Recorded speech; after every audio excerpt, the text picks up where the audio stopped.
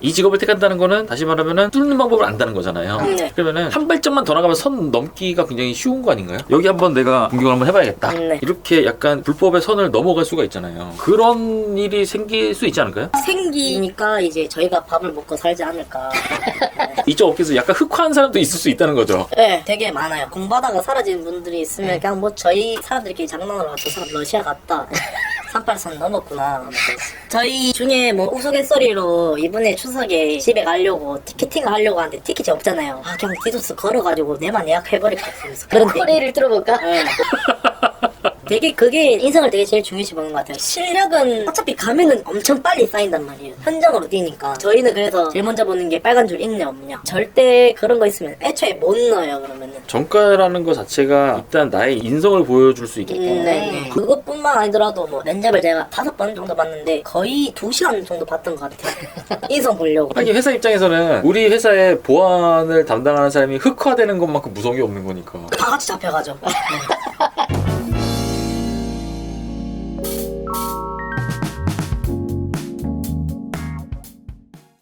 안녕하세요, 반갑습니다. 네, 반갑습니다. 먼저 자기소개 부탁드릴게요. 공부를 몇 년 정도 한 다음에 서울 쪽에 있는 회사로 취직한 대구 촌놈 27살입니다. 모이킹 쪽이라고 해가지고 다른 이제 큰 계열사 회사들이 만들어 놓은 프로그램이라든가 웹 서비스 이런 것들을 제가 진짜 해킹을 해서 결과랑 공격 과정 이런 거를 보여주면서 보고서도 써서 뭐 이런 취약점이 있었으니까 이렇게 고쳐달라 이렇게 얘기를 하는 게 제가 하는 주 업무입니다. 이게 화이트 해커 같은 거죠? 네, 같은 직종분들은 그 말 되게 부끄러워해가지고 그냥 정식 명칭으로 정보보안 컨설턴팅이거나 모이킹 컨설턴터 이렇게 얘기를 하죠 저희끼리. 실제로 있을 수 있는 해커들의 역할을 대신 한번 해보는 거네요. 네, 그렇죠.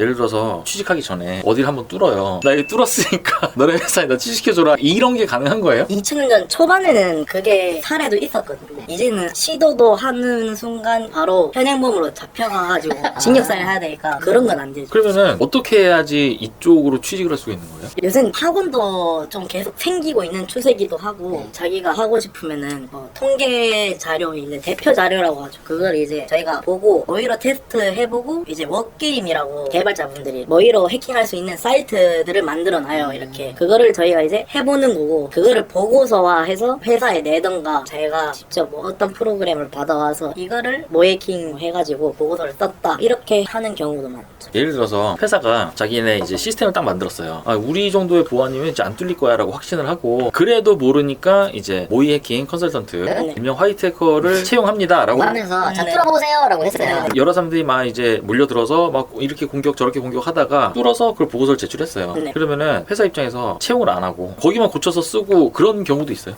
채용이라기보다는 이제 외주를 맡기는 거죠. 정확하게 보면 외주를 맡겨서 작업을 한 다음에 결과가 나오면 수정을 하잖아요. 근데 이제 계속 새로운 공격 기법이 나와요. 오늘 아침에도 공격 기법 새로 나온 게 있었거든요. 그래서 저는 계속 일하면서 생각했던 게 절대 이거는 완벽하게 막을 건 없어요. 그냥 딜레이 시킬 뿐이지 아니면 진짜 더 안 나오는 경우도 있긴 있죠. 그렇게 될 때까지 계속 외주를 맡기는 스타일이죠. 화이트 해커를 고용해서 쓰는 게 아니라 보통 좀 그런 집단이 있으면은 거기다가 외주를 의뢰를 하는 거예요. 네네네.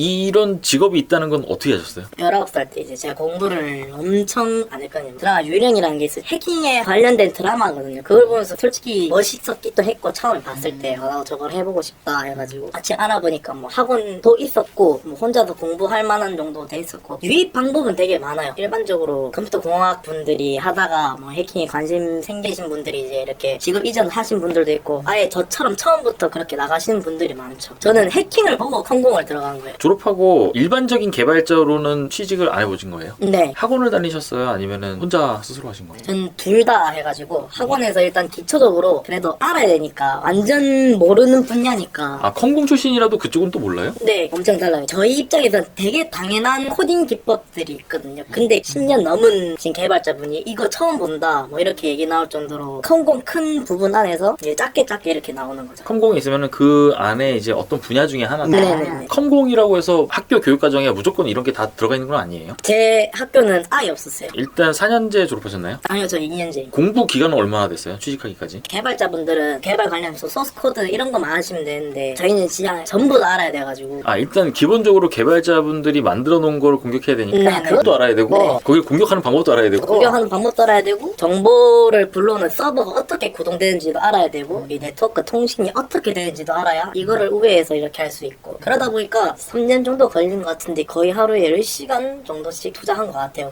지금 현재 외주 업체에 소속이 돼 계신 거죠? 네, 그렇죠. 지금 제가 있는 회사는 큰 틀 안에 보안 상담하는 팀이 이렇게 따로 있거나 거의 대부분 워킹 회사들이 중소기업 5인 이하 그렇게 해가지고 말이 회사지 2분, 3명 이렇게 해가지고 팀 같은 회사가 이렇게 외주를 이렇게 나가서 일을 하는 게 거의 대부분이죠. 아, 이 두세 명이 팀을 이루고 명칭은 회사고 네. 외주로 이 회사 가서 이렇게 활동하고 네네. 또 이렇게 활동하고 네. 이렇게 활동하고 네. 지금은 어디 쪽에서 근무하고 계세요? 일단은 수원에 있다가 내년에는 뭐 다른 사업체에 가가지고 할 수 있을 것 같기도 하고 더 잘 몰라요. 스케줄 담당하신 분이 따로 있어가지고 보통 한 번 가면 얼마나 있어요? 한 달, 2달이 거의 평균적이고 7개월 아니면 아예 1년 이렇게 해가지고 하시는 거 많죠. 그 프로젝트가 또 얼마나 긴 거냐에 따라서 따라 다르니까. 지금 어쨌든 이제 수원에 있는 대기업이다. 네. 수원에 대기업 하나밖에 없죠? 근무하시면서 가장 재밌을 때. 저는 이 일에 대한 만족도가 많이 높은 편이에요. 제가 하고 싶은 걸 하는 거니까. 좀 어려운 공격 기법들이 같은 게 있어요. 공격 코드를 짜가지고 해서 결과가 나와서 보고서를 보고 이건 잘 됐다 이렇게 얘기 나오면 그때 좀 재밌죠. 어쨌든 내가 이 보안 시스템을 네. 뚫었다는 결과를 보고서로 제출을 해야지 내가 일을 하는 거잖아요. 아, 그렇죠. 근데 아무리 일을 해도 이게 안 뚫릴 때도 있어요? 아, 되게 많아요. 생각보다. 진짜 아무것도 없는 것들을 가끔 주거나 진짜 제가 부족한 경우도 있을 수도 있고 아니면 진짜 보안을 엄청 잘 해놓은 걸 수도 있고 그러다 보니까 그때 좀 속상하죠. 그러면은 일을 시킨 입장에서도 아 이거 결과가 안 나오는 건지 네. 일을 안 하는 건지 어떻게 구분을 해요 또? 일단 저희도 뭐 두들기고 엔터를 눌러야 뭐라도 되긴 하는데 그런 기준도 없는 그런 것들이 과학체약증 없음 이러거나 하면 그냥 없겠구나 하고 엄청 크게 신경 안 써요. 그냥 안 나오면 이제 일한 사람만이 속 타는 거죠. 저는 자존심이 걸린 거다 보니까. 그쵸. 네. 이 간단하게 구조를 한번 쉽게 한번 설명을 해줄 수 있는 부분까지 한번 해주세요. 예를 들어서 우리가 이제 포털 사이트 네이버를 이렇게 써요. 그럼 거기서 검색하고 뭐 뉴스도 보고 아니 뭐 쇼핑도 하고 이렇게 하잖아요. 해커가 예를 들어서 네이버를 노리고 들어간다면은 이 중에서 어떤 점을 공격을 하려고 마음 먹고 들어가게 되는 거예요? 모든 분들이 일하는 방법이 다 달라요. 제 기준으로 말씀드리면은 저는 일단 그 웹사이트 모든 기능들을 한번 다 해봐요. 그냥 네이버 같은 경우로 치면 검색도 해보고 쇼핑 이런 것도 해보고 결제 직전까지 가보고 뭐 이렇게 한 다음에 이제 MITM이라고 Man in the Middle Attack이라고 있는데 통신 이제 하시는 분이랑 이제 서버 이 사이에 저희가 끼어가지고 이렇게 하는 게 근본적인 해킹의 방식이에요. 이렇게 생각을 하는 거죠. 내가 만약에 사용자 입장으로 하게 되면 로그인을 한다고 치면은 관리자 계정 같은 게 어떤 인증으로 되냐 그거를 이제 캐치를 하거나 제가 뭐 검색을 했다 뭐 하면은 검색 결과들을 저장해 놓는 것들이 따로 있잖아요. 강제로 에러를 유발을 시켜요. 조작을 하죠. 제가 원래 검색하려고 하지 않는 결과를 만들어내는 그런 느낌으로 하는 거고 제가 웹 취약점 전문으로 지금 나가고 있어가지고 제 궁극적인 목표는 계정 정보 탈취, 서버 정보 탈취, 관리자 권한 획득 뭐 이렇게 되게 카테고리로 저희 나가죠. 기업 입장에서 제일 무서운 게 자기네 회원 이용자들의 정보를 털리는 게 가장 무서우니까. 네. 그러면은 우리가 무슨 사이트에 회원가입을 할 때 이게 써져 있잖아요. 이 비밀번호는 암호화돼서 저장되기 때문에 관리자도 모릅니다. 이렇게 써 있고 뭐 회원가입하세요 이렇게 써져 있잖아요. 네. 그건 맞아요? 네. 그러면은 자기네 회사도 알 수 없는 사용자의 정보를 해커는 어떻게 그걸 빼오는 거예요? 웹 취약점 중에서는 실력의 척도라고 할 수 있는 인젝션이라는 게 있거든요. 아이디 검색하려고 하면 그냥 아이디만 뜩 하는 게 아니고 일단 기본적으로 이 서버 안에 있는 데이터베이스를 불러와야 되잖아요. 저희가 이제 타이핑해서 뭐 아이디 뭐 ABCD 비밀번호 뭐 ABCD 이렇게 해서 나오면은 엔터를 치면 얘가 이 칸 안에 옆에 안 보이게 단어가 있어요. 데이터베이스의 정보를 검색하는 기능 이제 이걸 해서 데이터베이스 계정을 이렇게 불러와가지고 로그인 되거나 아니면 회원가입 같은 경우는 없으니까 뭐 추가 이런 걸 해서 저희는 이 명령어 앞에 안 보이는 명령어를 조작을 하는 거죠. 진짜 여기 모든 데이터베이스 내용 다 뽑아올 수도 있고 그게 제일 중요하죠. 공격 방식이 엄청 다양해요. 이런 일을 하시는 입장에서도 새로운 기술이 계속 나오니까 네. 그걸 늘 알아봐야 되는 거예요? 그래 매일은 하긴 해야죠. 왜냐면 진짜 도태되는 게 느껴진다고 하시더라고요. 저희 사수가 처음 할 때는 엄청 힘든데 이게 짬바가 좀 차면은 되게 쉬워요. 그 다음부터는 그냥 뭐 이렇게 하면 되겠다 뭐 이렇게 머릿속으로 견적이 나오니까. 그러면은 여기를 뚫었다고 이제 보고서를 제출했어요. 그 부분을 다시 막아야 될 거 아니에요. 뚫렸을 때. 네. 그거는 그 회사의 몫인가요? 아니면 뚫은 사람이 그것까지 해줘야 돼요? 그 웹사이트는 정확하게 어떻게 코딩되어 있는지 저희가 모르니까 대충 길을 가르쳐줘요. 그냥 뭐 예시로 던져가지고 뭐 이렇게 해야 된다. 따지면은 저희가 4, 개발자분들이 6 이런 느낌이죠. 어떻게 뚫었는지 이 뚫고 갔던 길들을 다 알려주고 네. 개발자분들이 마찬가지로 거기를 이렇게 보수를 해야 되는 거니까. 네네.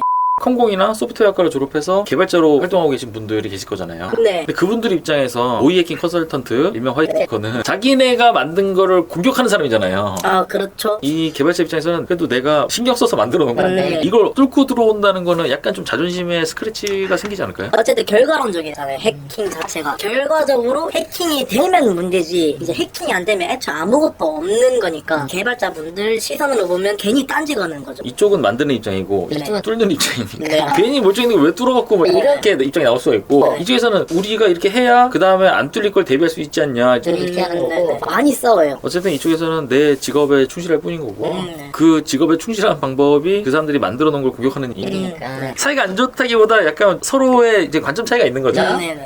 이렇게 일을 하다 보면은 개발자분들 중에서도 오이 해킹 컨설턴트 분들을 만나시고 어쨌든 협업을 해야 되잖아요. 네. 해킹하는 거 배워볼까라고 해서 이쪽으로 전향하시는 분들도 계세요? 개발하다가 보완하시는 분들도 있고 보완하다가 개발하시는 분들도 있고 그거는 이제 자기가 보는 관점마다 다르죠. 이게 원래 인간의 욕구 중에 창조 욕구도 있지만 파괴 욕구도 있거든요. 네.